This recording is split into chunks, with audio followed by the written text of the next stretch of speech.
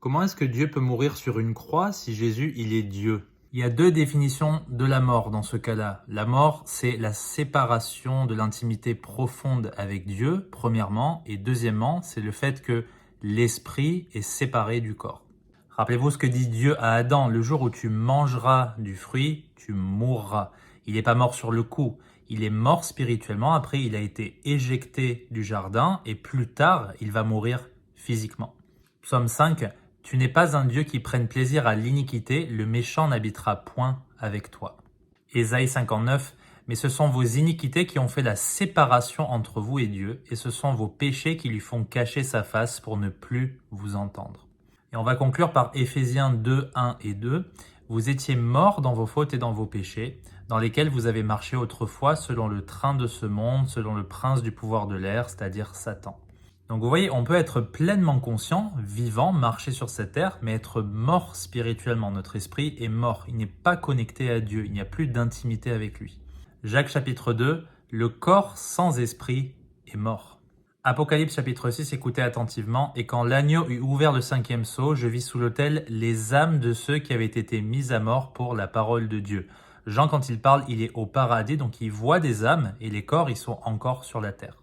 Du coup, qu'est-ce qui s'est passé pour Christ? Eh bien, Christ, vous vous rappelez, il a été fait un serviteur, il s'est dépouillé de sa gloire qu'il partageait avec le Père d'éternité en éternité pour aller mourir à la croix pour nos péchés. Il a été séparé de l'intimité profonde qu'il avait avec le Père. Le Père a dû se détourner de lui parce que Jésus portait tous les péchés du monde sur lui-même. C'est pour ça qu'il a crié « Eloi, Eloi, lama sabachthani » « Mon Dieu, pourquoi m'as-tu abandonné ?» Et une fois qu'il a rendu l'esprit, qu'est-ce qui s'est passé? Eh bien, l'esprit est retourné auprès du Père, l'âme est allée dans le centre de la terre pour être offerte en sacrifice pour le péché, mais son âme à Jésus-Christ ne peut jamais mourir. Rappelez-vous ce qu'il a dit: « J'ai le pouvoir de donner ma vie et de la reprendre. » Aucun être humain ne peut dire une chose pareille. Ce n'est que l'enveloppe charnelle de Jésus qui n'était plus consciente, l'âme et l'esprit l'étaient. Du coup, les musulmans vont vous demander: oui, mais qui était en charge de l'univers pendant que Jésus était mort?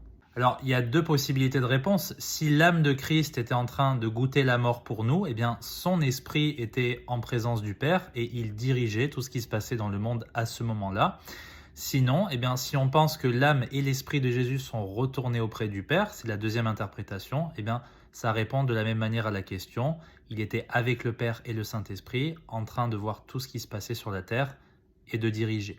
Ce que les musulmans doivent savoir, c'est que poser cette question, ça contredit le Coran. D'après la sourate 2, ne dites pas de ceux qui sont tués dans la cause de Dieu, ils sont morts, ils sont en vie auprès de leur Seigneur, mais vous ne percevez pas. Sourate 3, ne pensez pas de ceux qui sont tués dans la cause de Dieu sont morts, ils sont en vie auprès de leur Seigneur, jouissant de ses provisions. Rappelez-vous ce que Jésus a dit à l'homme crucifié à ses côtés: aujourd'hui tu seras avec moi au paradis. Puisque Dieu, il n'est pas le Dieu des morts, il est le Dieu des vivants. Que Dieu vous bénisse.